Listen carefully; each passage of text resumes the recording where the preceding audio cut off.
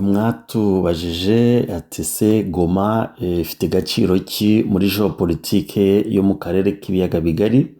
Hari abandi mwabajije ati se kuki kuva revolution ya FDL ugaca muri za RCD ukaza muri CNDP ukaza muri M23 ya mbere ya 2012 ati igihe cyose habaga liberation kuki amahanga ahaguruka iyo yumvise umujyi wa Goma. Ati se ko hari za muvuma nyinshi ziba i Goma, ngo papa araje ngo agomba kugera i Goma, haza delegation ya Conseil de Sécurité des Nations Unies bakaza Kinshasa, hanyuma ngo baraza i Goma, kuki batajya Kisangani, kuki batajya Lubumbashi. Ibyo biterwa n'iki? Ari benshi mwatubajije ibyo bibazo, kiriye kubisubiza rero murize kubikurikirana kuri Top Kivu. Top Kivu niho muri buze gukurikirana iki kiganiro gitanga ibisubizo kuri bibazo mwagiye mutubaza ku biganiro bitandukanye twakoze ku mbuga nkoranyambaga zitandukanye. Uba iki kiganiro rero ni Oxygene, nkaba ndi umushakashatsi mu byerekeranye na defense, sécurité n'ububanyi n'amahanga. Goma mu busanzwe ni mu mijyi ikomeye yo muri Repubulika Iharanira Demokarasi ya Kongo. Akaba ari umujyi uza ku mwanya wa mbere d'abord muri Kongo mu byerekeranye na propreté, bango nta myanda myinshi irimo, bitandukanye na Kisangani ukuntu hameze, Kinshasa ho n'agahomamunwa buke buke, umujyi wa Lubumbashi. Ariko muri population, kuba afite population nyinshi, umujyi wa Goma uza ku mwanya wa gatatu, imbere akaba ari umujyi wa Kinshasa ugeze hafi muri miliyoni hafi 17, hagakurikiraho umujyi wa Lubumbashi. Umujyi wa Kinshasa ukaza ku mwanya wa gatatu, ariko mu myaka yashize wazaga ku mwanya wa kane nyuma ya Kisangani, ariko Kisangani yagiye inyuma gato ku mujyi wa Goma, ubwo hakaza imijyi nka za n'indi Mbujimayi ariza ubu ngubu ku mwanya wa gatanu ku mijyi ya Kongo ifite abaturage benshi. Goma rero administrativement ifite commune ebyiri, ya commune bita commune ya Goma, donc Goma ni ville, en même temps ikagira na commune bita Goma ifite hafi kilometre kare 33 n'ibice 37, ikagira na commune bita Karisimbi nayo ifite kilometre kare hafi 33 yo n'ibice 45. Ati se twabwirwa Karisimbi herereye hehe, Goma herereye he? Ndahera uvuga uturutse i Masisi ukaza Sake uzamuka za Mugunga, nuvuga ngo commune ya Karisimbi uba iri mu ibumoso bwawe aherekeye ku birunga. Naho aherekeye ku mazi kuri Lake Kivu iyo bari commune ya Goma. Anari byo yawe uturutse noneho mu Rwanda, waba waciye Grande Barrière kuri La Corniche, waba waciye kuri Petite Barrière, nuvuga ngo iyo uzamutse nuvuga ngo iburyo bwawe aba ari commune ya Karisimbi, naho ibumoso akaba ari commune ya Goma. Alors commune ya Goma ifite quartier 7. Commune ya Goma ifite quartier 7, ko quartier ya mbere ni quartier bita Le Volcan, ni iri tangirira ari na Grande Barrière uzamuka BDGL, voilà, ukagera hariya kuri hafi ya 34e région militaire, hariya hose ni muri quartier Le Volcan. Ikagira quartier Mapendo. Quartier Mapendo ni hariya nyine mu birere, nyize haraguru ya uri kuzamuka uri kuza nko muri Rompwe. Hanyuma ikagira quartier bita Mikeno. Quartier Mikeno ni hariya haba isoko, kubazi aho field y'Abadventiste yahoze kera, aho ngaho ni muri quartier Mikeno. Noneho wakomeza ukaba ugiye Katindo, ubwo ni hara kuri Inigome Hopital Generale, aho niho bita quartier Katindo, uwo munsi y'umuhanda. Wakomeza ukagera Himbi, ariko haba Himbi ebyiri, haba Himbi 1 na Himbi 2. Donc Himbi 1 nuvuga ngo ugeze hara kuri Mize kuri Guvernora, icyo gice kuzamuka ugana mu mujyi niyo bita Himbi Himbide noneho igahera kuri mize ukomeza umanuka uri kujya nka za Keshero. Alors iyo uvuye muri quartier ya Himbi ugera muri quartier ya Keshero. La quartier ya Keshero naho bubatse katedrale nshya y'abagatulika. Munsi yaho hakaba hari ikicaro nacyo gikuru cya Nord Kivu cy'abadventiste. Aho ngaho buri muri quartier Keshero. Noneho iyo harenze niho winjiye muri quartier bita Lac Vert. Akaba ariyo quartier ya nyuma igeye ikaba igeze kuri territoire gahura na territoire ya Masisi hariya mbere yo kugera Isake.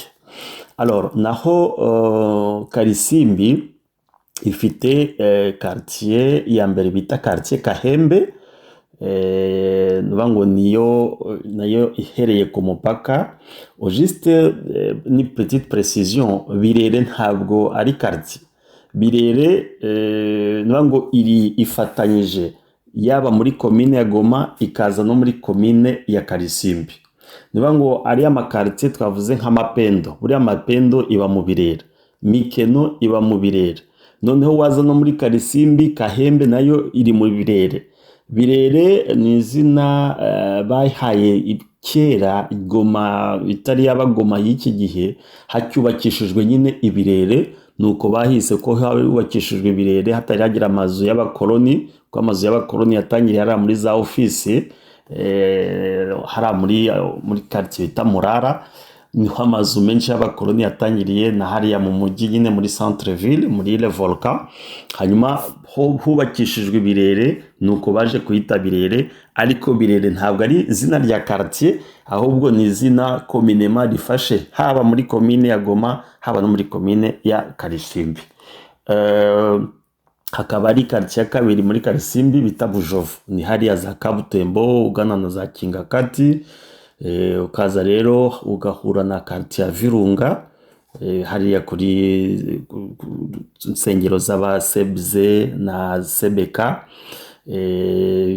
Hino ukaza muri quartier Murara niho bita muri office ntabwo ari quartier hariya bayita Murara. Ukaja uvuye muri Murara ujya muri quartier ya Majengo, niyo izamutse ikagera ahitwa Ngangi. Iyo Ngangi rero niho ifashe no kuri territoire ya Nyiragongo. Anariho hari na discussion bajya bavuga ko quartier ya Ngangi igice cyayo nani Majengo kimwe kiba muri Nyiragongo. Utwo tu discussion turacyahari hagati ya Sheferi n'umujyi wa Goma. Munsi yaho niho hari Mabanga, haba Mabanga Nord na Mabanga Sud. Bango Mabanga Nord ni hariya ruguru aho bita kuri Trois Lampes, naho Mabanga Sud ni hariya kuri Instigo. Ubwo noneho imbere yaho kagera muri quartier ya Kasika. Quartier ya Kasika ubu ugeze hariya muri Kakatindo na Carmel, iyo niyo bita quartier Kasika. Noneho iyo uvuye muri Kasika ujya muri quartier ya Katoyi. Muri quartier ya Katoyi ni hariya kuri Afya Bora bazigoma. Afya Bora hariya buri muri quartier ya Katoyi. Noneho wabugeze muri quartier Ndosho ni geze hariya kuri Ntuza station Simba, kuri za CSLK. Voilà, hari n'agahanda gaciyeho ugana kuri cya kicaro nabwo cy'abadventiste kuri field. Ubwo uri muri quartier Ndosho. Noneho quartier ya nyuma akaba ari quartier Mugunga, ari ifitanye jonction nyine en face ni Ntuza ni Lac Vert. À droite ni Mugunga nyine muri side yo kugana Ntuza Isake. Abazo umujyi wa Goma wa kera ubamo za souvenir nyinshi. Hari umuhanda bita ni barabara ya Konde, hari ya umuhanda wa Konde yubakishije, hari uva muri Rond-Point Seigneur uzamuka za Virunga. Hari umuhanda bita Boulevard Kanyamuhanga, hariyo wabaye gouverneur wa mbere muri AFDL. Akaba yarubatse umuhanda urivuye Grande Barriere nyine ukagera muri Ntuza muri gaca muri Rond-Point BDGL. Hari souvenir ya Kinyumba, hari la université ya Unigom yabaye renouvelée na gouverneur Serufuri. Hari na souvenir muri Goma bita Rond-Point Cukudu yubatswe n'umucuruzi ukomeye cyane umujyi wa Goma witwa Vani. Revolution rero zabaye muri Kongo nyinshi, hari nyinshi zahereye mu mujyi wa Goma, nk'ubu twibuka AFDL yari iyobowe na Laurent Désiré Kabila na bagenzi be, bafashe umujyi wa Goma hari tariki ya mbere mu ijoro rya tariki ya mbere bucya tariki ya kabiri mu kwezi kwa 11/96. Habayemo urugamba rukomeye, abari byibuka hari intambara berera kuri aeroport, hari position y'abakomando kanseta bari bahari, n'indi position yabaga kuri Goma yari iriho n'abadespe. Habaye urugamba rukomeye cyane icyo gihe muri iryo joro ya tariki ya mbere na tariki ya kabiri. Abibuka igihe cya RCD itangira nayo le 2 août nayo yatangiriye muri Goma, niho discours ya mbere yabereye somwe na Frère General Sylvain Buki avuga ngo Kabila tunamuondoa madarakani, hari tariki 2/8/98. Donc revolution ya kabiri, nubwo ya AFDL yatangiriye Bukavu ariko bisa nkaho byabereye rimwe, kuko Bukavu yafashwe tariki 29 mu ijoro rya 29 kugeza le 30 mu kwa 10/96. Noneho tariki ya mbere kugeza ku ya kabiri kwa 11 Goma ibirafashwe. Bisa nkaho mbese byafatiwe mu majoro amwe, ariko Goma niyo yaje kumvikana cyane kuko niho ceremony nyinshi zagiye zibera z'abasirikare ba AFDL bari bangije amafunzo y'abarumangabo y'aba Matebe. Igoma niho ceremony nyinshi zaberaga za leta ya AFDL, niyo yamenyekanye cyane, malgré que Bukavu yafashwe mu ijoro ryari ryashize, ariko bisa nkaho byabereye rimwe. Alors CNDP nayo tariki 26 z'ukwezi kwa 10 2008 imaze gufata Rumangabo, barazamutse uwo munsi toujours le 26 kugeza tariki 28 z'ukwa 10 nibwo bafashe umuhanda wa Goma Rucuru. Noneho tariki 29 ingabo zimwe za CNDP zari ziri gufata Kiwanja na Rucuro muri le 29 Octobre.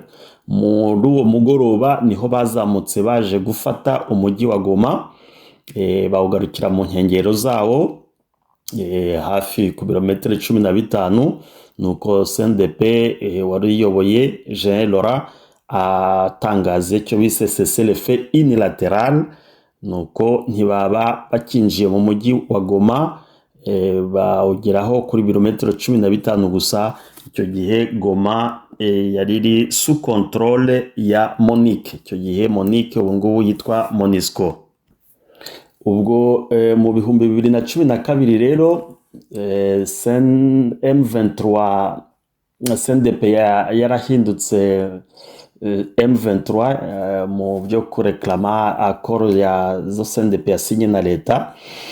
Tariki 20 z'ukwa 11 niho nayo M23 yateye Goma, itera Goma. Imaze gutera Goma masaha make yabo ntago byatinze, yari irinzwe icyo gihe wari commandant des opérations General Olenga ahita ahungisha ingabo zose azihungishiriza bajya Minova. Ariko icyo M23 yafashe matekwa abasirikare 400 ba FARDC.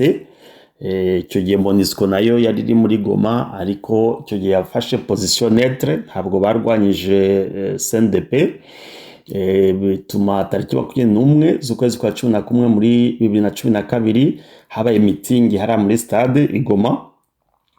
Abayobozi ba M23 batangaza ko bagiye kujya Kinshasa, noneho bagasaba ko na Kabila akuva ku butegetsi, ariko byaje gutungurana tariki 28 z'ukwa 11 nyuma y'icyumweru kimwe bari muri Goma, nuko bayivamo.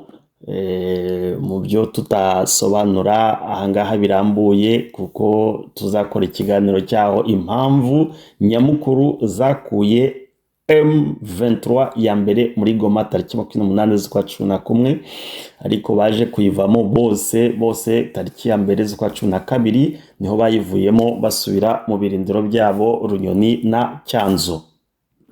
ntabwo Goma yahuye gusa n'intambara, yahuye n'ikibazo cy'ibirunga, imena amahindure mu mujyi wa Goma, azwi cyane, yanditswe mu bitabo bitandukanye. Nayabaye tariki 10 z'ukwezi kwa mbere mu 1977. ngira ngo nabize primaire, hariya hari akaririmbo twaririmbaga kera ngo kilima chetu Nyiragongo kilichotomboka tarehe 10 mwezi wa kwanza saa 4 za mchana. Tariki 10 z'ukwezi kwa mbere 1977, amahindure yateye umujyi wa Goma, ku buryo muri amaraporo twagiye dusoma atandukanye bavuga ko hapfuye abantu bagera ku 2,000 bishwe n'amazuku, bishwe n'amahindure yaravuye mu kera kirunga cya Nyiragongo. Kongera kwa Katena bikomeye cyane, Goma igira ibibazo. Yari tariki 17 z'ukwezi kwa mbere 2002, icyo gihe cyari ku butegetsi bwa RCD, aho hafi nka purusa 20 y'umujyi wose wasenyutse. Hakaba haraguye abaturage hafi 150 icyo gihe, n'ibihumbi 100 birahunga. Hari mu mujyi muri centre ville hafi purusa 10 y'amazu yose arashya, aba amahindure, aba lave kabisa neza neza. Amahindure aherutse ya nyuma na yabaye tariki 22 z'ukwezi kwa gatanu 2021, aho abantu benshi bahungiye mu Rwanda. Hakaba harabonetse impfu hafi 32.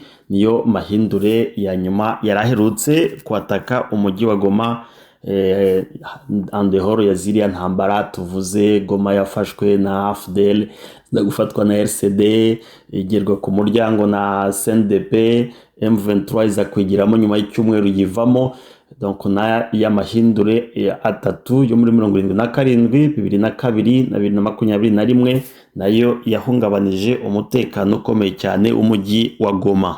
Uyu mujyi wayobowe n'abayobozi batandukanye bazwi cyane. Hari uwitwa Tumbula uzwi muri mujyi yawuyoboye, asenya amazu menshi cyane, yapfuye mu 2020 niba nibuka neza. Yageze igira maire de la ville witwa Kubuya Ndole, yarazwi cyane nawe, hari ibikorwa byinshi yamenyekanyemo, positif na negatif. Umujyi wigeze uyoborwa n'uwitwa Mamicho, yigeze uyoborwa na vice mayor witwa Ndabereye, ukaba yiyoborwa n'uwitwa Kabeya, ari muri programme ya gouverneur militaire. Donc ayoboye, ngira ngo abantu bazi Goma aya mazina Tumbula, Bakubuya, Mamicho, Ndabereye, Kabeya arazwi cyane mu bintu bitandukanye. Goma rero ni ville stratégique. Ville stratégique navuze ko ari umujyi wa gatatu muri miji ikomeye y'igihugu cya Congo, ariko ugasa nk'ari uwa kabiri muri geopolitique nkuko nabivuze, kuko iyo abayobozi bose bavuye mu mahanga iyo bageze Kinshasa ahandi hantu baza ni Goma. Kubera iki? Ngo abantu mu bibazo abantu babajije, kuki iyo importance Goma bayiha cyane, biterwa n'iki? Goma muri geopolitique ya karere nicyo bita tuyita plaque tournante, ngo ni ihuriro mpuzamahanga. Ni ihuriro mpuzamahanga kuko Goma ubu niyo plaque tournante hagati ya Nairobi, hagati ya Juba. Donc Nairobi umurwa mukuru wa Kenya, Juba akaba ari umurwa mukuru wa Sudani y'Epfo, Kampala nk'umurwa mukuru wa Uganda, Dar es Salaam nk'umurwa mukuru wa Tanzania, Bujumbura nk'ahoze ari umurwa mukuru wa Burundi na Kigali. Ngo Goma ni ihuriro ry'izo kapitale zose kwari esheshatu. Urumva rero Goma iri muri rompo ikomeye cyane, ariyo mpamvu amahanga yose ayihereza agaciro gakomeye muri geostrategie ya kariya karere. Muri iyo position rero geostrategique ni umujyi uhuza u Rwanda byihuse cyane biciye ku mujyi wa Rubavu. Urumva ko aho Goma ihuza rero Rubavu, kandi iyo uri no mu ndege usanga ari nk'umujyi umwe. Urumva iyo ni indi position ikomeye cyane. Akaba ari umujyi uturiye inkengero z'ikiyaga cya Kivu. Akaba ari umujyi ufite ikibuga cy'indege international, turacyari gusobanura muri position geographique. Ikibuga cya Goma akaba ari ikibuga cya kane mu bibuga Congo ifite. Icya mbere akaba ari aeroport international ya Njili ibaye Kinshasa. Ya kabiri akaba ari aeroport international ya Loano Lubumbashi. Icya gatatu akaba ari aeroport international ya Bangoka Kisangani. Ubwo aeroport international ya Goma akaba ari ya kane. Hari indege donc ihuza, ifite connection n'ibihugu by'amahanga. Hari indege nk'iza company Ethiopian, za Kenya Airways zihagwa. Urumva rero ko Goma ni ihuriro mpuzamahanga. Akaba ari ihuriro mpuzamahanga ariko regional, biciye ku cyambu cya Lake Kivu, iriya bita port ya hariya Igoma. Ikaba ikora transport y'ibintu, ikaba ikora na transport y'abantu. Ubwo abantu bacaye bagiye Bukavu, hari n'abagiye Kindu, bari buce Bukavu nyine bagakomeza imihanda bajya Kindu, abakomeza bajya Kalemi, abajya Bujumbura. Ubwo urumva ko Goma ari ideserva akarere biciye kwa kira cyambo cya Lake Kivu.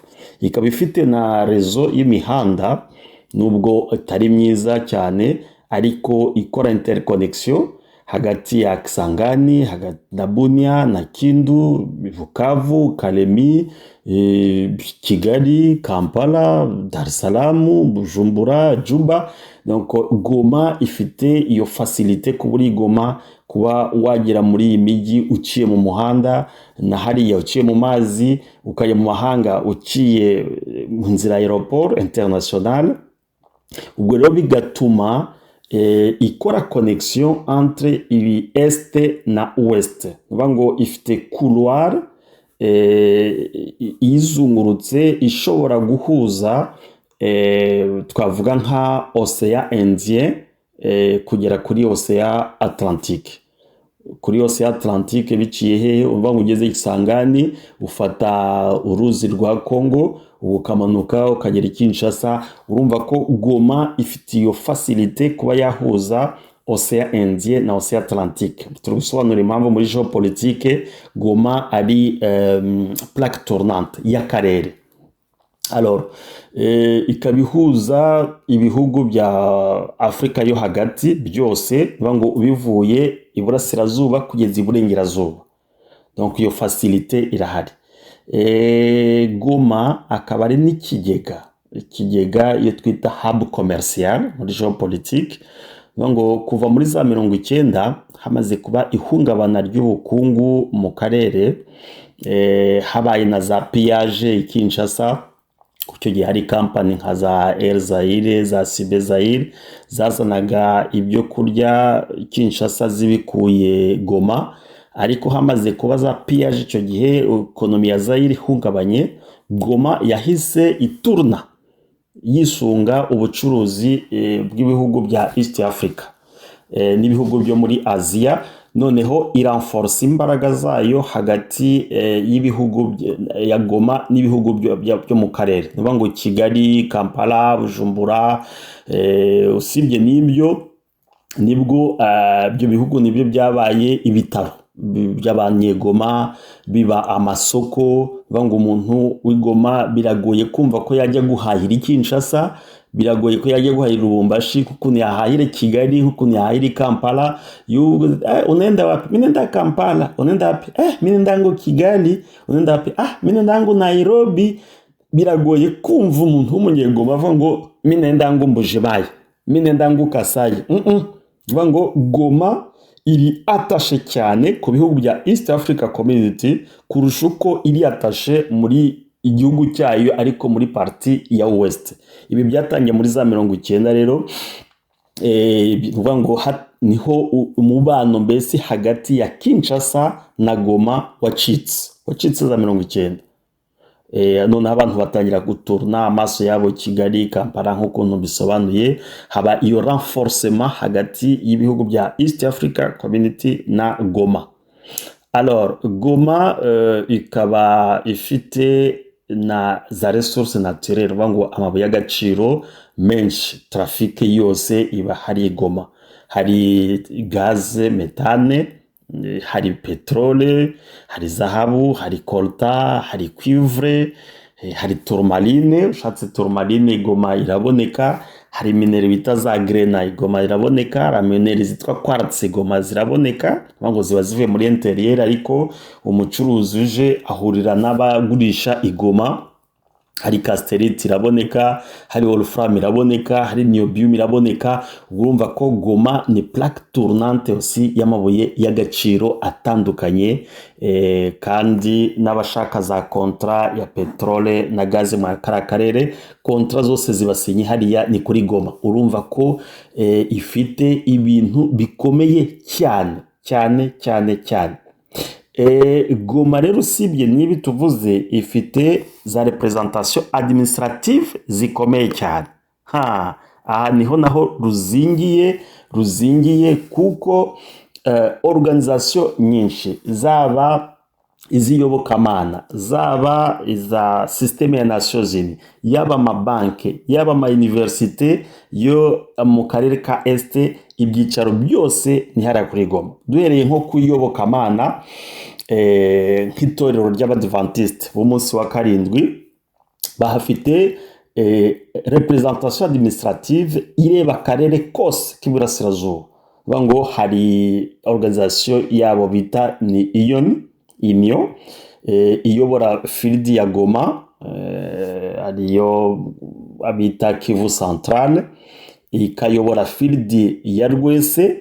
Ngo field ya Rwese ni ifashe Lubero na Beni, bayita field ya Nord Kivu. Ikabiyobora field ya Bukavu, ariyo bita field ya Sud Kivu. Ikayobora na field ya Kisangani, ariyo bita field ya Hyper Congo. Ikongerwaho na mission ebyiri ziracyari mission ya Bunia, ariyo bita mission Kibali Ituri. Ikagira na mission ya Kindu, ariyo mission Maniema. Urumva ko Eglise Adventiste igira icyicaro cyayo ku rwego rwa Afrika ni Nairobi.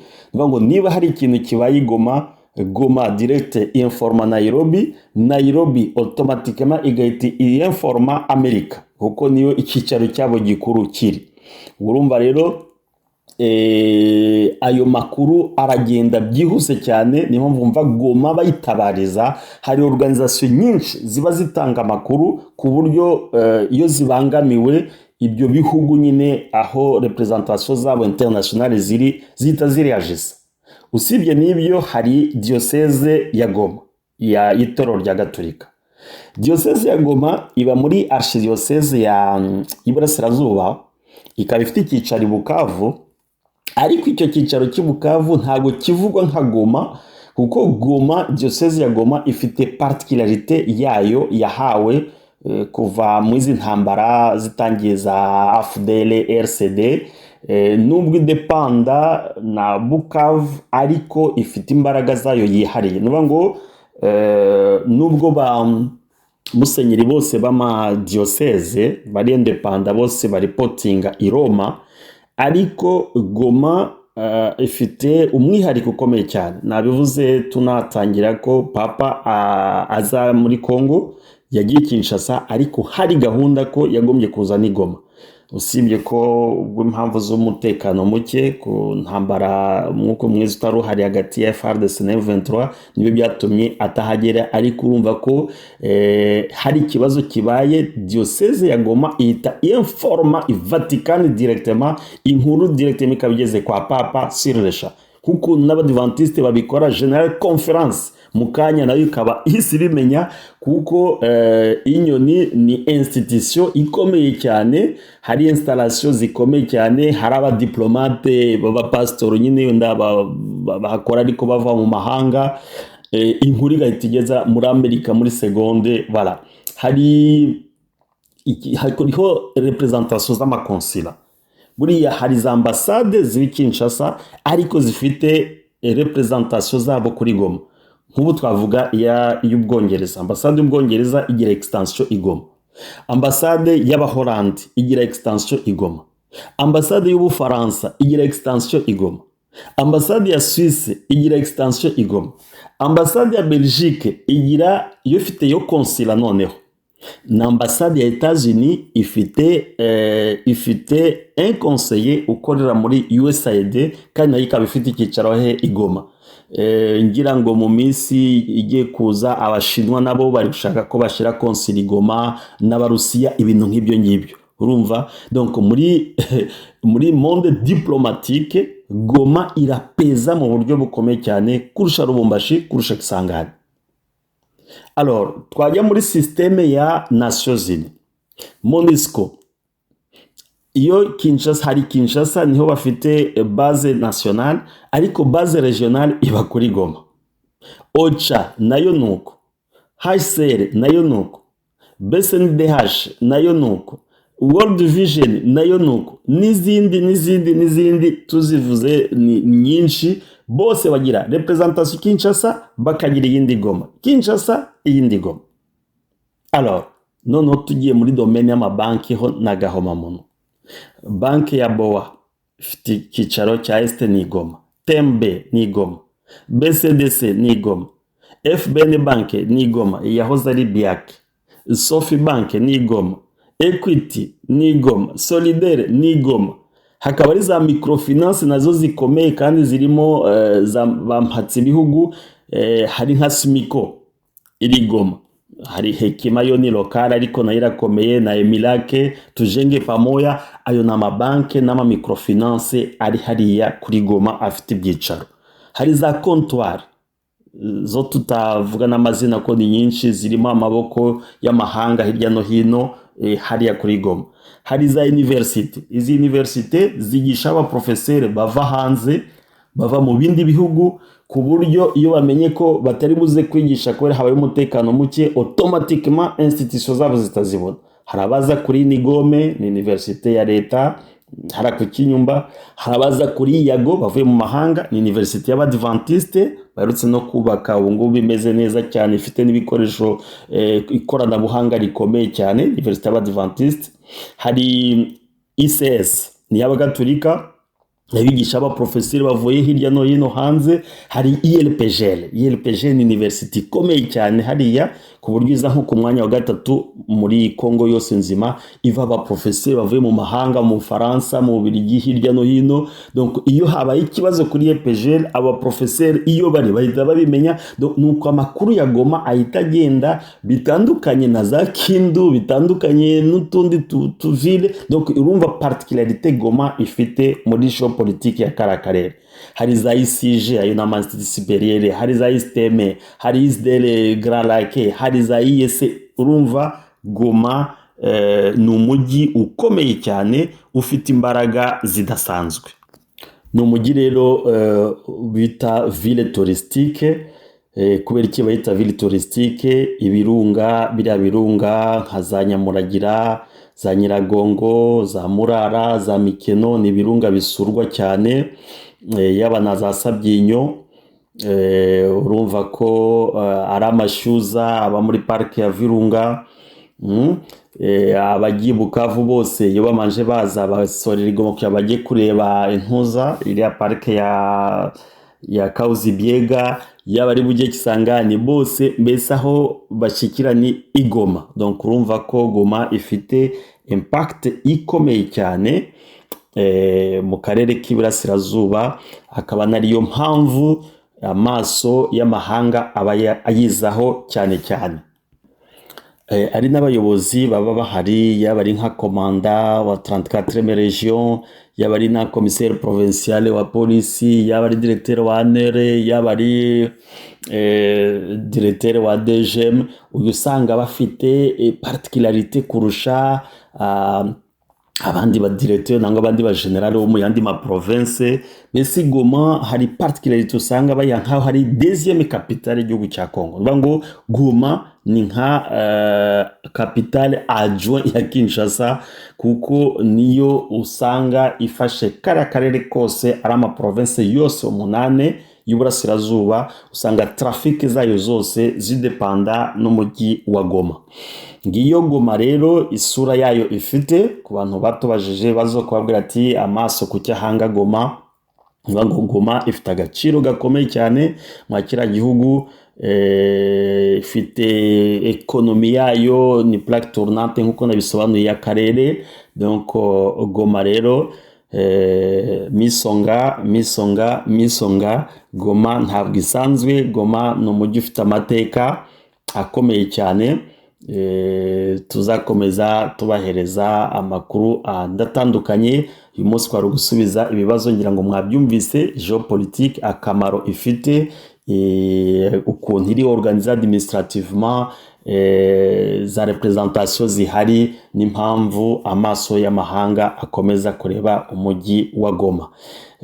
Ubwo rero hari ibindi tubabikiye ku mujyi wa Goma, wenda mu minsi izataha tuzabibagezaho, nangwa voilà mu gitondo wenda dushobora no kubasubiza. Hari ikindi kiganiro turi butegure kuri Goma tuvuga impact ifite noneho muri uru rugamba ruhari hagati ya FRDC na M23. Tubateje amatsiko rero, ubwo ni mu kiganiro gitaha kuri Top Kivu. Murakoze cyane, yari Oxygene ubakunda cyane. Bizu bye bye.